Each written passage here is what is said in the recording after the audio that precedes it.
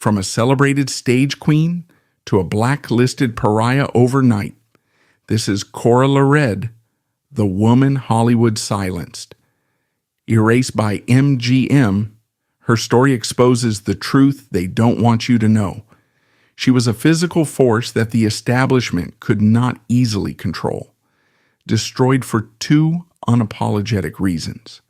Her skin was undeniably black, and her tap dancing was violently powerful.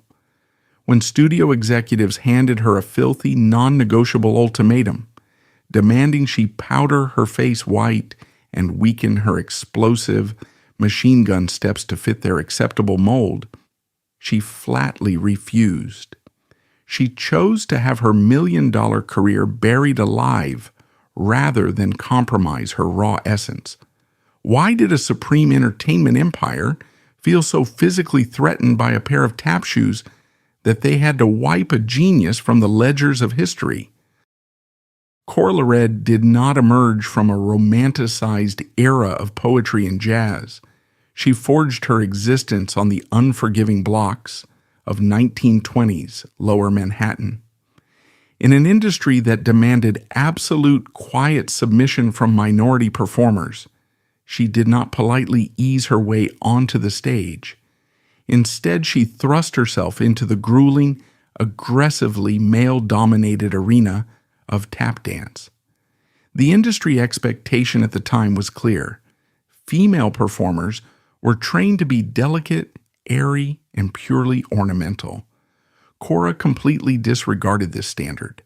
She weaponized her movements, developing a tap style that historical accounts describe as hard-hitting, athletic, and fiercely driven. While standard chorus girls danced lightly on their toes, Cora drove her entire weight into the floor. She danced heavily on her heels, generating a rapid-fire speed that easily rivaled and often surpassed the top male dancers of the decade.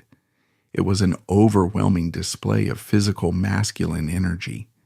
She possessed a striking, deep black complexion, frequently stepping onto stages governed by managers who strictly preferred light-skinned performers. Born into a system that demanded quiet subservience, Cora LaRedd did not ask for permission to exist. She used her feet to aggressively hammer out a space where her authority was absolute. The nightlife and entertainment industry of 1920s and 1930s New York was not a meritocracy based on pure artistic brilliance.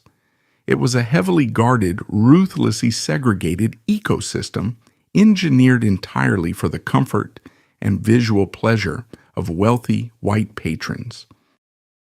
At the absolute epicenter of this exclusionary empire stood the Cotton Club. Many historical accounts document that the Cotton Club, originally purchased by the notorious mobster Owney Madden in 1923, was designed to function as an exclusive playground for the elite of downtown Manhattan. Situated physically in the heart of Harlem, it strictly barred the local black population from entering its doors as paying customers. The establishment operated on a highly sanitized, culturally appropriated fantasy. It aggressively commodified black musical and physical talent while enforcing brutal, systemic restrictions on the performers themselves. The club's interior was often decorated to resemble a stylized southern plantation or a primitive jungle, a deliberate aesthetic choice meant to reinforce racial hierarchies. Within this syndicate-controlled environment, the casting process for the Cotton Club's famous chorus line was notoriously unforgiving. The management, overseen by mob affiliates and strict stage directors, operated under a rigid, unwritten visual mandate. They demanded that the women cast in their shows be tall, tan, and terrific. However, the word tan was an absolute non-negotiable limit, not a mere suggestion. To enforce this standard, the club instituted the infamous brown paper bag test. This was not a metaphorical concept or a vague guideline. It was a physical, institutionalized barrier. Auditioning dancers were routinely compared to the color of a standard brown paper lunch sack. If a performer's skin tone registered even a fraction darker than the bag, she was immediately dismissed, regardless of her technical skill, her rhythm, or her artistic brilliance.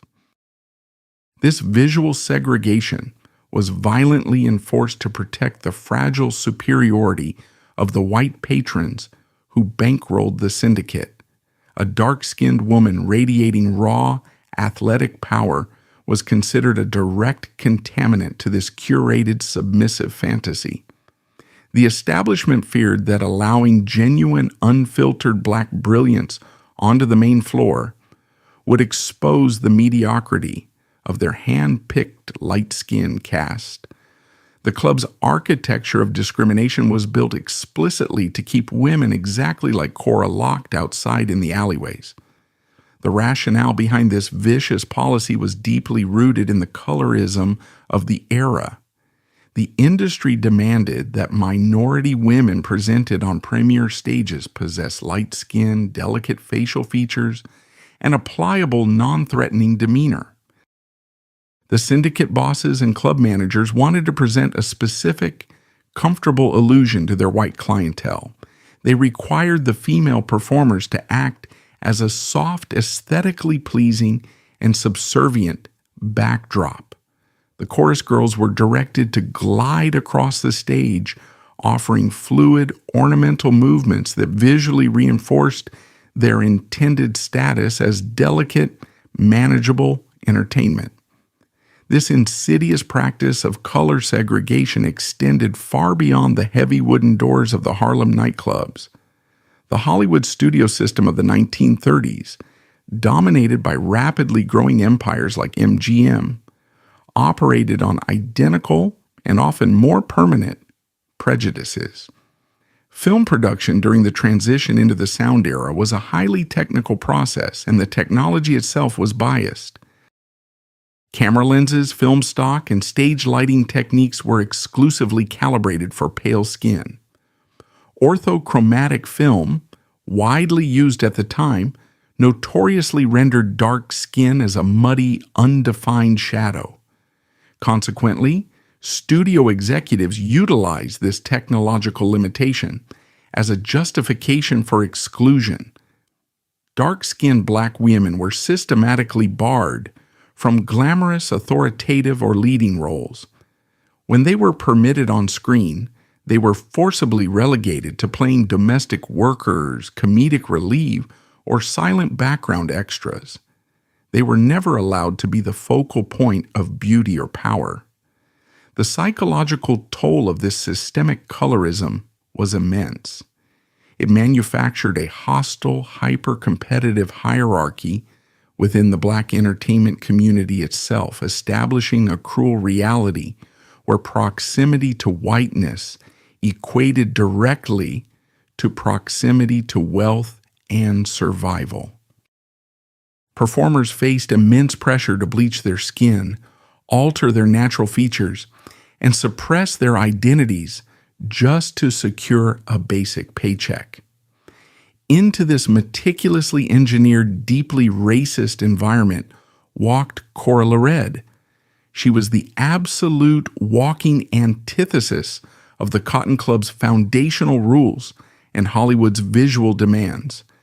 She possessed a rich, deep, undeniably black complexion that starkly contrasted with the carefully curated lineup of light-skinned chorus girls surrounding her. By the club's own ruthless metrics and the industry's established visual standards, she should never have been allowed past the stage door, let alone into the center spotlight. Yet Cora forced her way onto the main stage through sheer, undeniable mechanical force. She did not attempt to blend into the background. She did not attempt to lighten her face with powder, and she absolutely refused to soften her routine to appear more delicate. Instead, she weaponized her profound talent. She positioned herself front and center, a dark-skinned woman demanding total, unwavering attention from an audience that had been socially conditioned their entire lives to ignore or subjugate her. Her tap dancing was not meant to soothe the patrons or provide a gentle visual distraction. Her aggressive machine gun footwork and overwhelming masculine energy actively disrupted the club's carefully maintained illusion of minority subservience. She was not a delicate ornament. She was a percussive powerhouse. Her speed and precision on the wooden floorboards rivaled the sound of a snare drum, drowning out the casual conversations of the wealthy bootleggers and socialites in the audience. Some historical analyses suggest that her dominant presence deeply unsettled the management and the powerful studio scouts who frequented the venue looking for cinematic talent. They were suddenly confronted with a black woman who held unquestionable authority over the stage, the tempo, and the accompanying band. She did not fit the acceptable tragic mold of the light-skinned performer, nor did she adopt the docile posture expected of dark-skinned entertainers. Cora LaRedd was a direct physical confrontation with the racial and gender hierarchies of the 1930s. She did not argue with the syndicate bosses or write manifestos against the studios. She simply danced with a violence and a brilliance that could not be ignored. Every time she stepped under the heavy stage lights, her unyielding power and her dark skin served as a violent slap to the face of the establishment. The entertainment industry desperately wanted a quiet, obedient shadow, but Cora LaRedd forced them to look directly into a blinding, unstoppable force. By the late 1920s, the rigid, exclusionary barriers of the Harlem entertainment circuit could no longer contain the sheer physical force of Cora LaRedd's talent. She executed a transition that was nearly impossible for a dark-skinned performer in that era. She broke rank from the homogenized, tightly controlled chorus line and seized the center stage. She was no longer a background fixture meant to provide soft visual ambiance for the white patrons of the Cotton Club. She ascended to the rank of premier soloist. This was not a promotion granted out of managerial benevolence. It was a position she captured through undeniable, overwhelming mechanical superiority on the dance floor. When Cora LaRedd stepped out of the chorus and into the solitary beam of the heavy carbon arc spotlight, the entire acoustic dynamic of the Cotton Club shifted. She was a percussive instrument unto herself. Traditional female tap dancers of the period were instructed to keep their routines light, utilizing the toes and the balls of their feet to create a rapid but ultimately delicate whispering sound against the wood.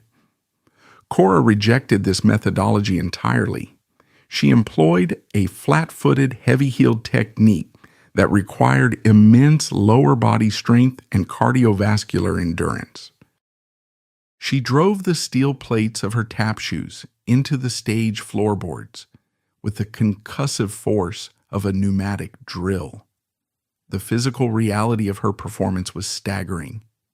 She generated complex polyrhythms, stacking rapid-fire beats on top of each other with a mathematical precision that left both audiences and fellow musicians breathless. Her routines were not merely dances.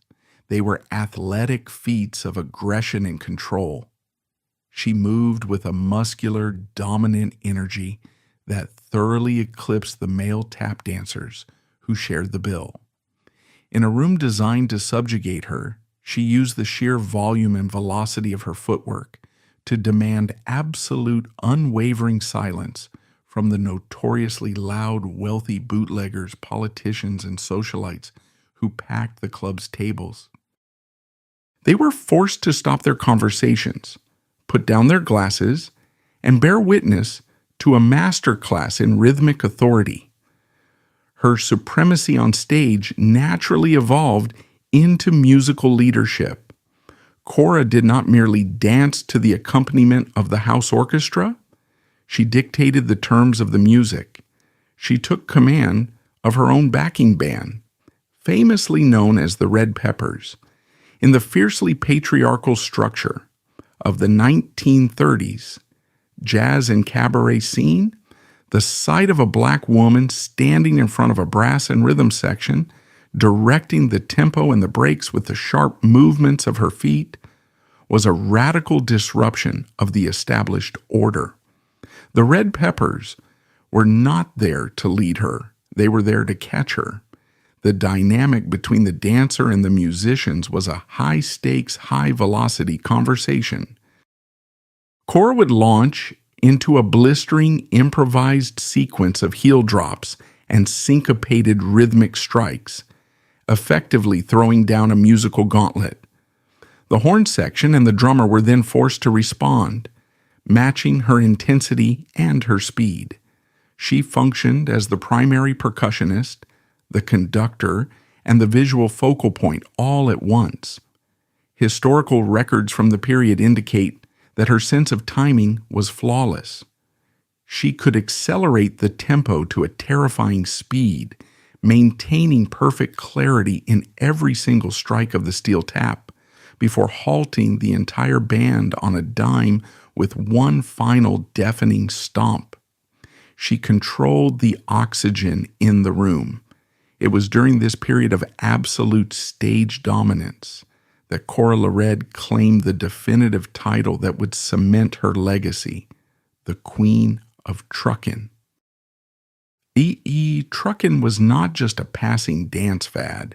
It was a complex, highly stylized jazz movement that swept the nation in the mid-1930s. The dance required a unique combination of loose, eccentric upper body movements, often involving a raised index finger and a shuffling rhythmic gait, coupled with intense syncopated footwork. It was a dance that demanded both deep groove and sharp theatrical execution. While many performers attempted the step, Cora LaRedd weaponized it. She took the fundamental mechanics of truckin' and injected them with her signature aggressive speed and hard-hitting power. When she performed the routine, she did not simply execute the steps. She embodied the strutting, confident, and deeply grounded attitude that the dance represented. She owned the movement so completely that the title Queen of Truckin' was not merely a promotional gimmick created by club managers. It was a factual description recognized by her peers and her competitors. She turned a popular dance into a personal declaration of sovereignty. This unprecedented stage dominance was not merely a local Harlem triumph. It was a blaring alarm for the white entertainment syndicates. When Cora LaRedd began commanding a top-tier salary during the Great Depression, she weaponized her wealth. She absolutely refused to adopt the humble, tragic posture that the studio executives expected of dark-skinned earners. The most potent symbol of her victory was her automobile. At the height of her reign, Cora LaRedd navigated the crowded, bustling streets of Harlem in a massive, custom-painted lavender Packard. In the 1930s, a Packard was the premier American luxury car, a heavy rolling fortress of chrome-polished wood and precision engineering, heavily favored by old-money elites, Wall Street executives, and powerful syndicate bosses. It was a vehicle designed to broadcast untouchable status. By claiming this specific machine for herself, Cora committed an unforgivable transgression against the unwritten laws of economic segregation.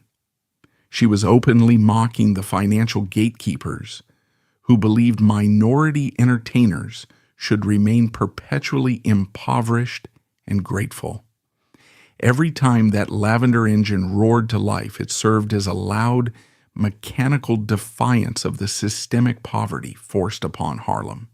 She proved that black excellence could actively purchase the same untouchable armor wielded by the white establishment.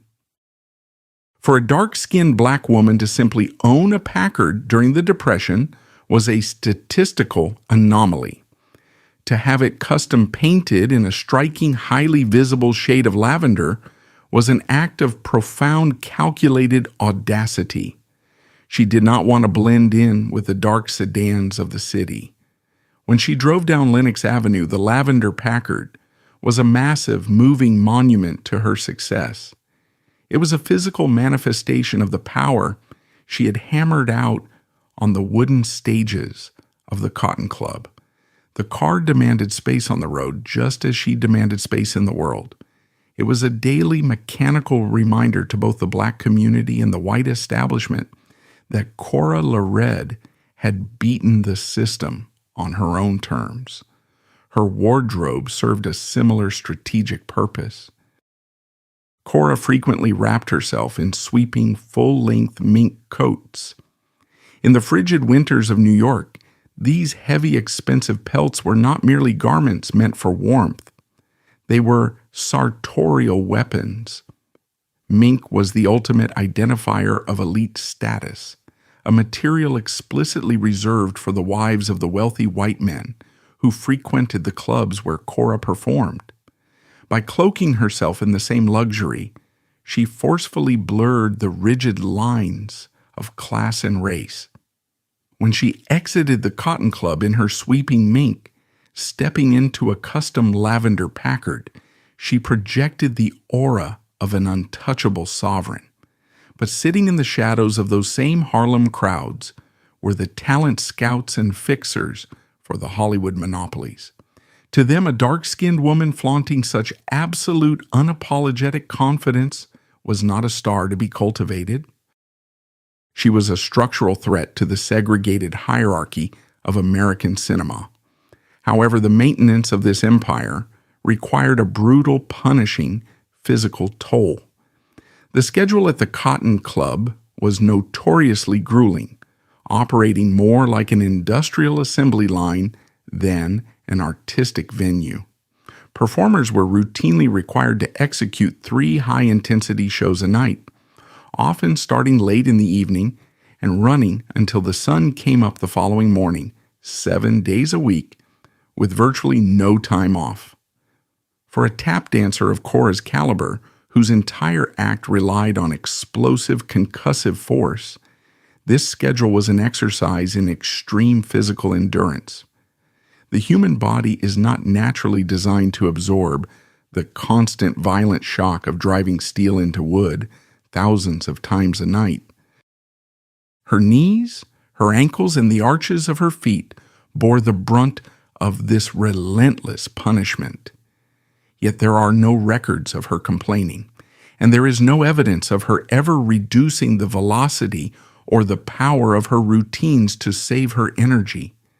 She understood that her position at the top of the hierarchy was entirely dependent on her physical output. The moment she showed weakness, the moment her steps lost their thunderous volume, the establishment would replace her with someone lighter, softer, and more compliant. Therefore, she treated her body like a machine, pushing it to the absolute limits of human stamina night after night. She danced through the exhaustion, through the sweat, and through the inevitable pain, refusing to give the club managers a single excuse to demote her. The audiences who paid premium prices to sit in the cramped, smoke-filled room of the Cotton Club had no concept of this physical sacrifice. They only saw the finished product, a force of nature draped in confidence. They witnessed a woman who possessed an otherworldly command over rhythm and space. When she hit the final resounding strike of her routine, locking her body into a sharp, defiant pose as the red peppers blasted their final chord, the reaction was always the same. The wealthy, segregated crowds who lived their entire lives under the assumption of their own racial and social superiority had no choice but to push back their chairs, stand to their feet, and deliver thunderous, sustained applause. They were applauding a woman they were legally and socially encouraged to despise.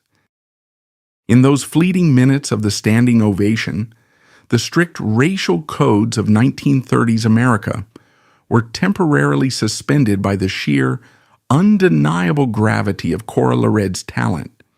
She had reached the absolute zenith of her profession. She possessed the title, the band, the mink, the car, and the unquestionable respect of the most difficult audiences in the world. She had forced a hostile, racist industry to construct a throne specifically for her, and she occupied it with ruthless efficiency. She was, in every measurable physical and economic sense, the undisputed queen. But this concentration of power in the hands of a dark-skinned, uncompromising woman was a deeply destabilizing reality for the men who owned the broader entertainment monopolies. As her fame began to bleed out of Harlem and toward the bright, heavily guarded lights of Broadway and Hollywood, the studio empires began to realize that Cora LaRedd was no longer just a local nightclub sensation. She was a structural threat that needed to be managed, contained, or entirely dismantled. The conquest of Harlem's most exclusive venues was a monumental achievement. But for a performer operating with the mechanical force and absolute ambition of Cora LaRedd, it was merely a staging ground. By the late 1920s, she set her sights on the ultimate cultural fortress of the American entertainment industry, Broadway. At that time, Midtown Manhattan's theater district was a fiercely guarded stronghold, controlled by white theatrical syndicates and elite producers who dictated the nation's cultural consumption. While black talent was occasionally imported for specific, highly segregated reviews, dark-skinned performers were fundamentally barred from holding sustained authoritative power on the legitimate stage. They were expected to remain in the vaudeville circuits or serve as exotic novelties. Cora LaRedd breached this fortress not through compromise, but through sheer concussive artistic violence. When she firmly planted her heavy-heeled tap shoes on the Broadway stage in the late 1920s, the disruption could no longer be contained within Harlem. She transported the raw, unyielding energy of her nightclub performances directly into the pristine velvet-lined auditoriums of Midtown Manhattan. Her rapid ascent on the legitimate stage completely bewildered conservative theatergoers. But more importantly, it deeply terrified the studio executives watching from the West Coast. They recognized that if this level of unapologetic, dark-skinned dominance became normalized on Broadway, it would inevitably fracture their own carefully segregated cinematic universe. MGM executives knew they could not easily mass-produce or control a performer whose power stemmed from genuine aggressive individuality. She was setting a dangerous precedent, demonstrating to other minority artists that immense success could be achieved without bowing to the industry's colorist demands. Her theatrical victories were essentially a blueprint for dismantling Hollywood's racial monopolies. In each of these productions, she refused to blend into the ensemble. She seized the stage with an aggressive masculine velocity that left contemporary critics completely bewildered. The established vocabulary of theater reviewers was insufficient to describe what she was doing. They could not call it graceful. They could not call it delicate. Consequently, the press resorted to terming her performances a terpsichorean riot. This classification of a riot was incredibly accurate. Her presence on a Broadway stage was not a polite exhibition of dance.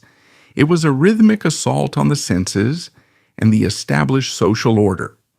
Cora achieved this by fusing three distinct, powerful elements into a single, overwhelming performance style. First, she maintained her blistering, heavy-footed tap technique, treating the stage floor like an anvil. Second, she integrated a robust, deeply resonant vocal delivery.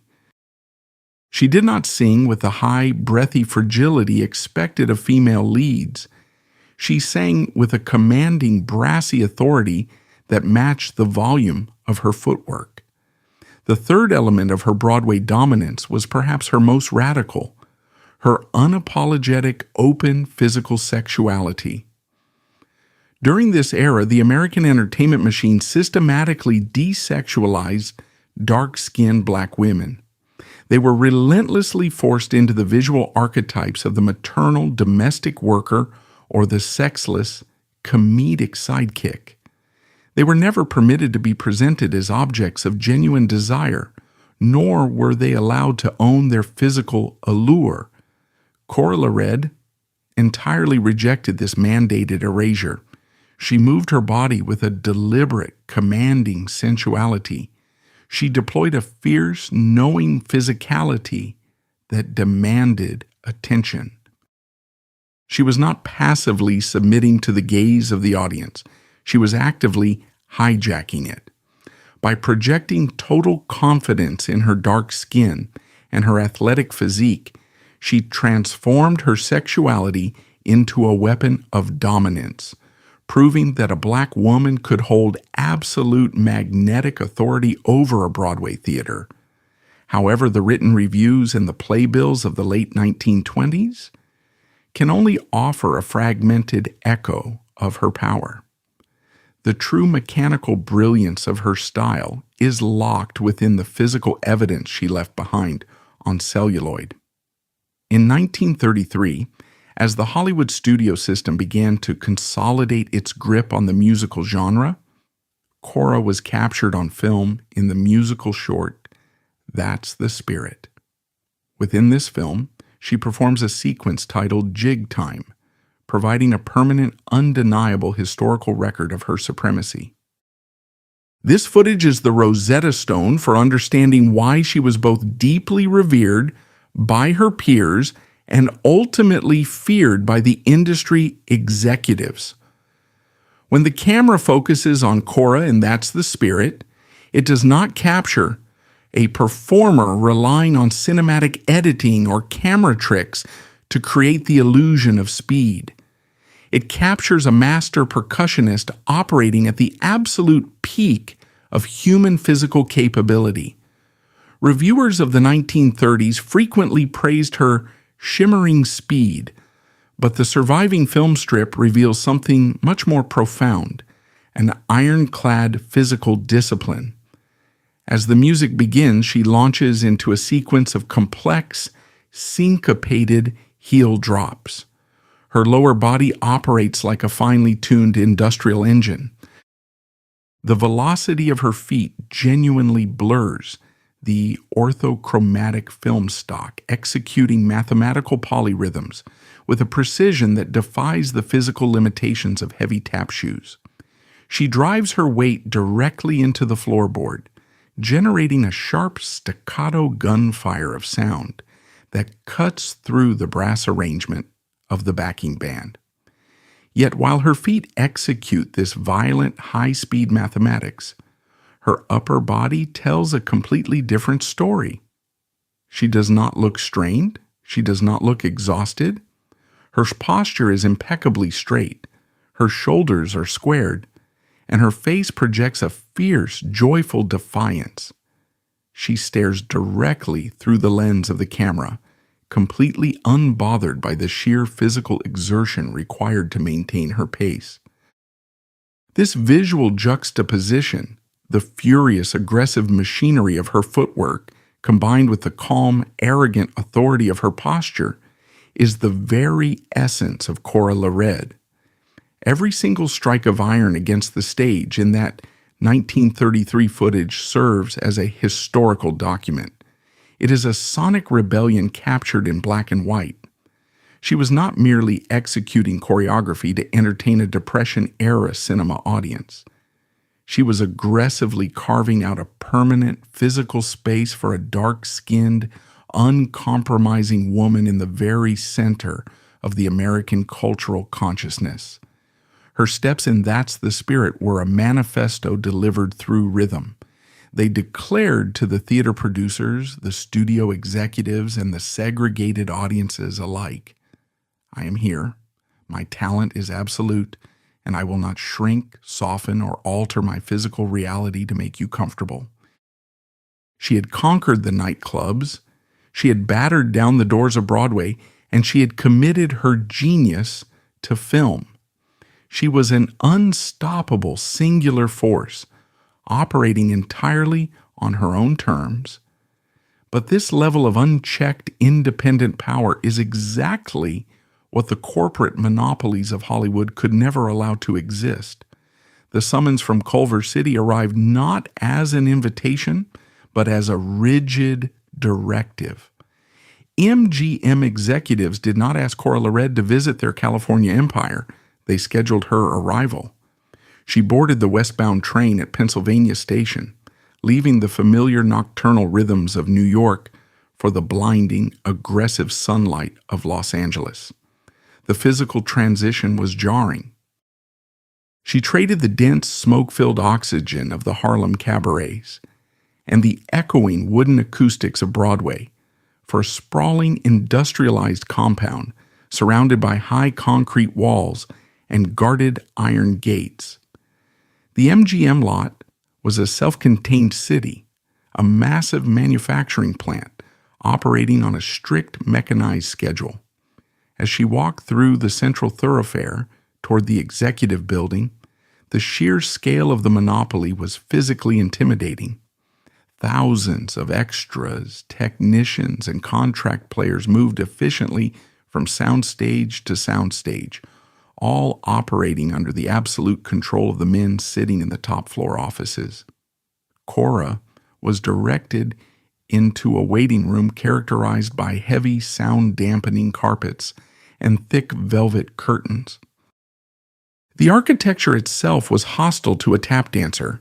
It was designed to swallow noise, to enforce quiet compliance. She sat in a rigid, high-backed chair, her heavy-heeled shoes sinking into the plush fabric of the floor, completely muting her natural physical presence. She waited for nearly 2 hours. This was not an administrative delay. It was a deliberate psychological tactic utilized by the studio fixers to assert dominance, to remind the performer that their time and their body belonged entirely to the corporation.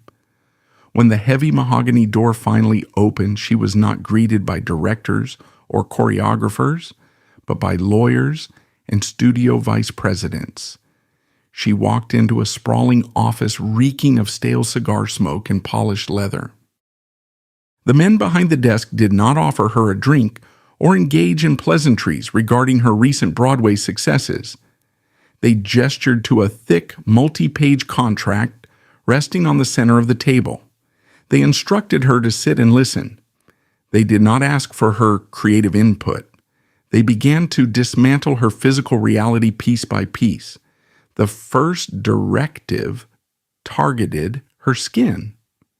Studio executives stated plainly that her deep black complexion was incompatible with their lighting, their film stock, and their target demographic. They brought in the head of the makeup department, who placed a row of heavy glass jars on the desk.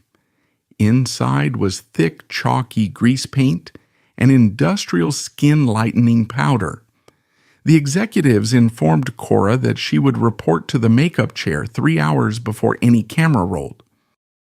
She would be scrubbed, and these pale chemicals would be heavily applied to her face, neck, and arms. They demanded she erase her natural skin tone to manufacture a lighter, more compliant image. Cora looked at the jars. She didn't touch them. She only registered the sharp, sterile smell of the chemicals. Next, they targeted her tap shoes.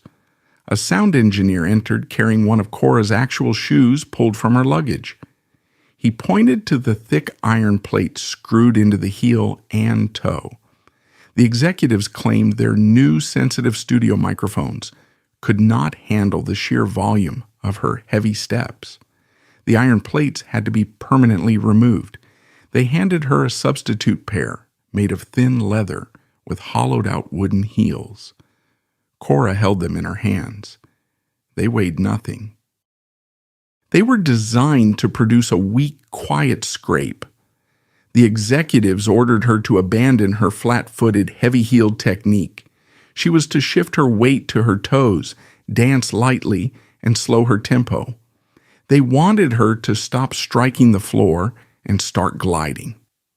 The final demand was behavioral. The vice president instructed her to soften her facial expressions. They had seen her New York performances, her aggressive posture, and the fierce, unsmiling control she held over her band.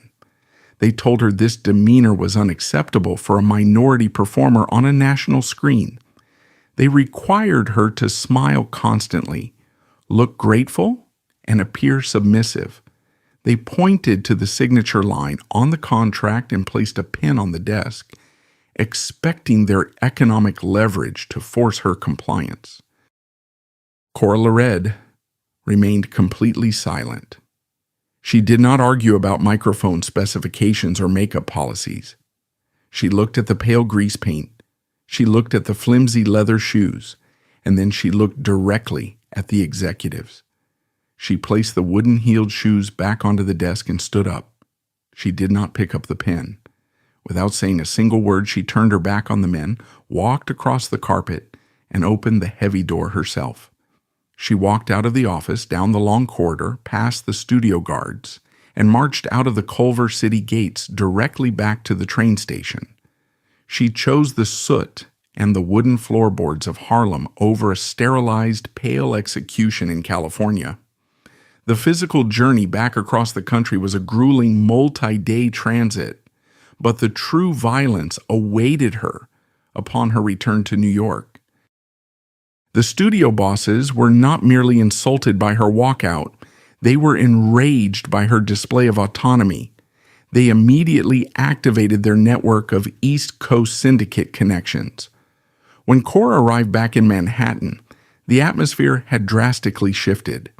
She went straight to the Cotton Club to resume her position as the premier soloist. She walked through the back alley past the delivery doors and entered the cramped, brick-lined backstage corridor. She did not make it to her dressing room. The club manager, a man who answered directly to the downtown mob bosses and relied heavily on the patronage of the Hollywood elite, intercepted her in the hallway. He did not look her in the eye. He held a clipboard against his chest and delivered the fatal blow with mechanical detachment. He informed Cora that her contract with the Cotton Club was terminated, effective immediately. She was barred from the stage. When Cora demanded the justification for this abrupt dismissal, the manager delivered a line provided directly by the syndicate. He stated that she was being fired due to weight gain. Cora stood in the narrow hallway, the heat of the stage lights radiating from the main room. She looked down at her own body. She was standing there in peak physical condition. Her legs were thick with lean, highly developed muscle, forged through years of driving steel into wood at terrifying speeds. Her cardiovascular stamina was unmatched. Her body fat was virtually non-existent, burned away by the sheer athletic violence of her nightly routines. The accusation of weight gain was not a physical observation. It was a deliberate, absurd lie engineered to humiliate her. It was a stark demonstration of absolute power. The management knew she was not overweight. Cora knew she was not overweight. But the syndicate was demonstrating that they controlled the reality of the situation. They were showing her that because she refused to let MGM alter her skin and her art, they would weaponize her own body against her. They used the false accusation to strip her of her dignity, framing her dismissal not as a clash of artistic integrity, but as a personal physical failure.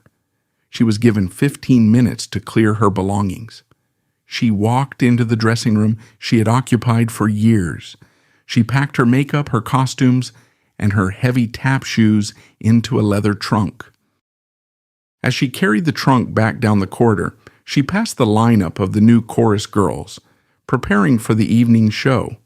They were all uniformly light-skinned, their faces powdered, wearing soft, pliable shoes. They parted to let her pass, casting their eyes to the floor. Cora LaRedd pushed open the heavy steel door at the back of the club and stepped out into the freezing Harlem night. The door slammed shut behind her, the heavy lock engaging with a loud metallic crack. She stood in the alleyway, gripping the handle of her trunk.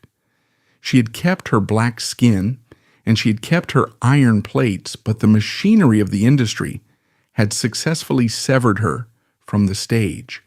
The blacklist had officially begun, and the rapid, terrifying descent into obscurity was now set in motion. The heavy steel door of the Cotton Club alleyway did not merely lock Cora LaRedd out of a building. It locked her out of a profession. The mechanism of the Hollywood and Broadway blacklist in the 1930s was not a public declaration. There were no press releases, no published lists of banned performers, and no formal tribunals. It was a creeping, highly efficient, and absolutely silent execution. The phone in her Manhattan apartment simply stopped ringing. The theatrical agents who had once crowded her dressing room, begging for a fraction of her time, suddenly became permanently unavailable. The booking managers who had built their seasonal revenues on the back of her tap routines suddenly could not recall her name. The corporate syndicate had delivered the order, and the entire infrastructure of the American entertainment industry fell into strict obedient compliance. She was systematically starved of her audience, her income, and her oxygen. This was a calculated industrial strangulation designed to break a performer's spirit before it broke their bank account. For a woman who operated with the intense kinetic velocity of Cora LaRedd, the sudden, absolute stillness of her daily life was a physical shock to the system. She was an elite athlete whose muscles were tightly coiled, conditioned by years of driving iron plates into hardwood floors at terrifying speeds. Now, there was no stage, no Red Pepper's brass band to command, and no audience to dominate. The vast reserves of aggressive masculine energy that fueled her routines had nowhere to go. She was entirely isolated in the city she had just conquered. As her financial reserves began to drain, the relentless economic pressure of the Great Depression forced her into a humiliating compromise. The woman who had routinely packed Broadway theaters and commanded the undivided attention of the global elite was forcibly relegated to the absolute bottom tier of the entertainment manufacturing line. She was pushed into the world of soundies. This demotion was a staggering indignity. Soundies were cheaply produced, 3-minute musical short films designed specifically to be played on panorama machines, large coin-operated visual jukeboxes that were installed in smoky dive bars, cheap diners, and crowded bus terminals across the country. They were not cinema, they were visual filler. The production process was a brutal, mechanized assembly line, completely devoid of artistic merit. When Cora reported to the warehouses where these soundies were filmed, the environment was a stark, insulting contrast to her previous life. There were no velvet curtains, no custom lighting rigs designed to capture her speed, and no live orchestras. The sets were constructed of cheap painted plywood. The lighting was flat, harsh, and entirely unsympathetic.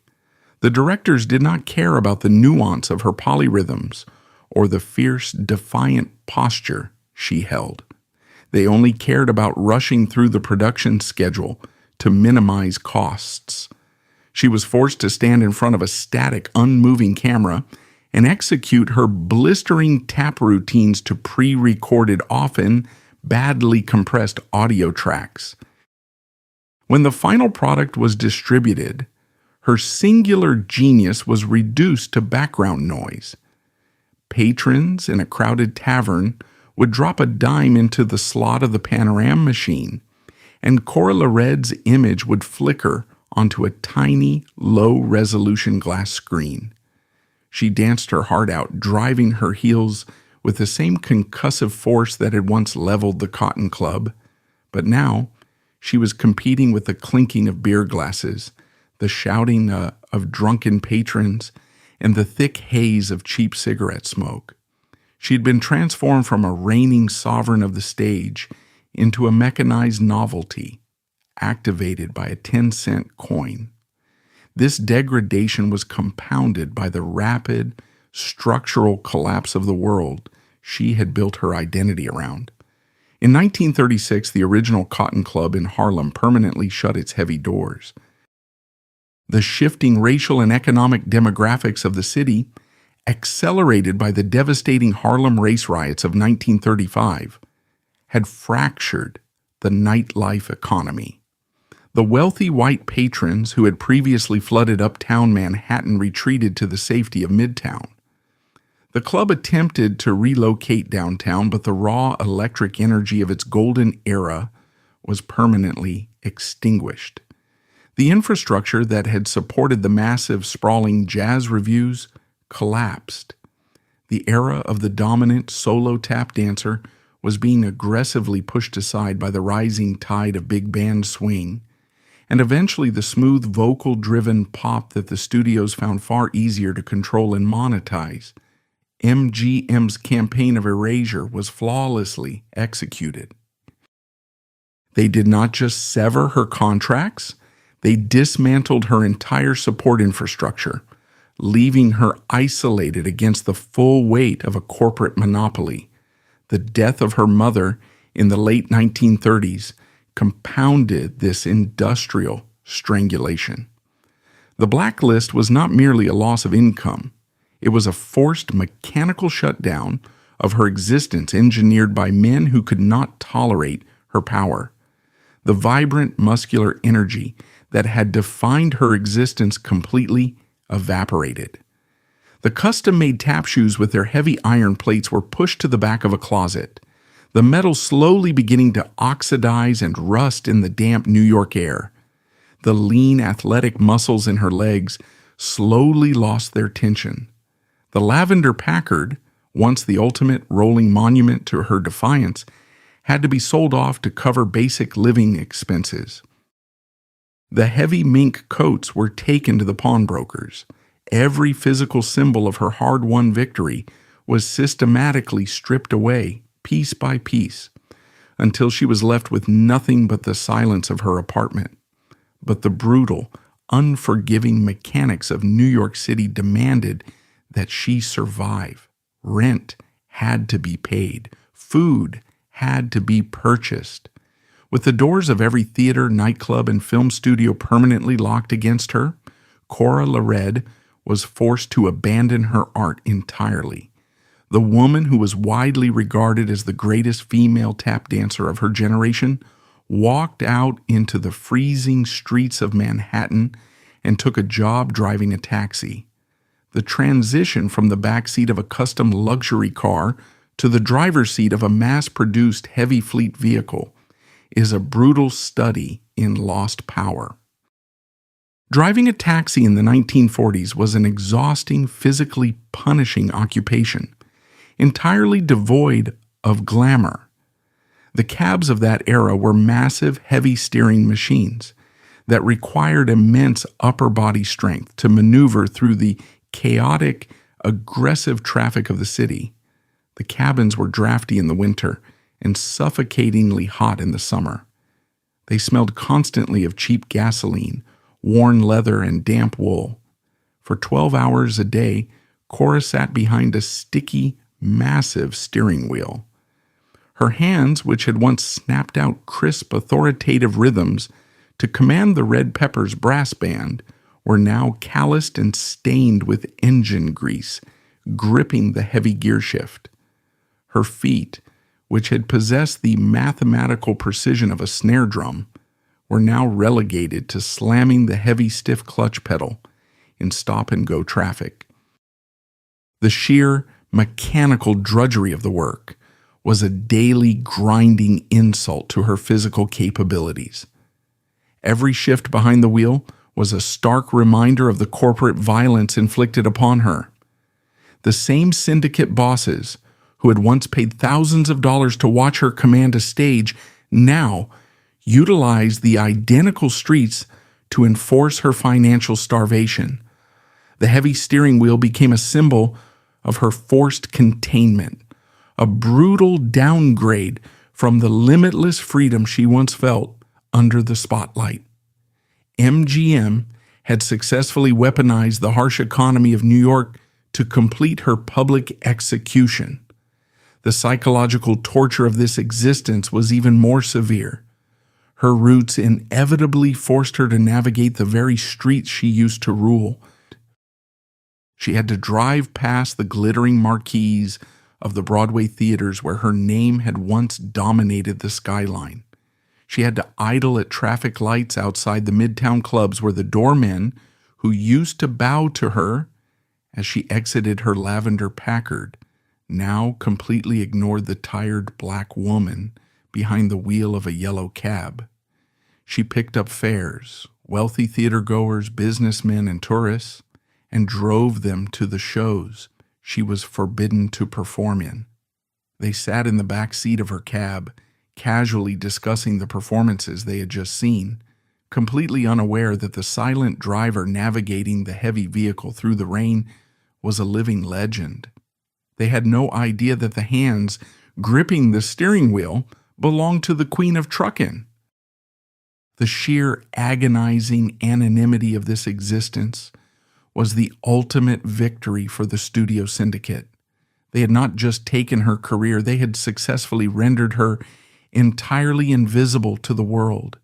She endured this grueling, anonymous labor for years. She disappeared so thoroughly into the heavy machinery of the city that a younger generation of dancers and musicians began to rise without ever knowing her name. The syncopated, aggressive rhythms she had pioneered were absorbed, diluted, and co-opted by lighter-skinned, studio-approved performers who received the credit and the wealth that rightfully belonged to her. The industry moved on, accelerating into the post-war era, leaving her buried under a mountain of exhaust fumes and forgotten history. However, the instinct of a supreme artist is incredibly difficult to permanently extinguish. In 1950, after over a decade of forced exile and physical labor, Cora LaRedd attempted a desperate final resurrection. She pulled the rusted tap shoes from the back of the closet. She polished the iron plates. She spent weeks agonizingly forcing her older, tired body back into the punishing physical condition required to execute her heavy-heeled routines. She managed to secure a booking at the Club Sudan, a venue attempting to capture the fading ghosts of the Harlem Renaissance. When she stepped back onto the wooden floorboards in 1950, she brought the exact same concussive force, the same aggressive posture, and the same unyielding energy that had made her a sovereign in 1930. She struck the floor with violence. She demanded the attention of the room, but the room had changed. The cultural landscape of black music had violently shifted. The era of the big band and the tap soloist was dead. The jagged, chaotic rhythms of bebop had taken over the clubs. The audience sitting at the tables did not want a master class in percussive dominance. They wanted modern jazz. More devastatingly, The industry's campaign of erasure had been flawlessly executed. The patrons looking up at the stage did not see the triumphant return of an exiled queen. They saw an older, unfamiliar woman performing an outdated style of dance. The applause she received at the end of her routine was not the thunderous, awestruck standing ovation of the Cotton Club era. It was polite, it was brief. It was the sound of a crowd waiting for the next act. That polite applause was the final, fatal blow. It confirmed the horrifying reality that the blacklist had worked. They had not just blocked her from working, they had successfully deleted her from the collective memory of the culture.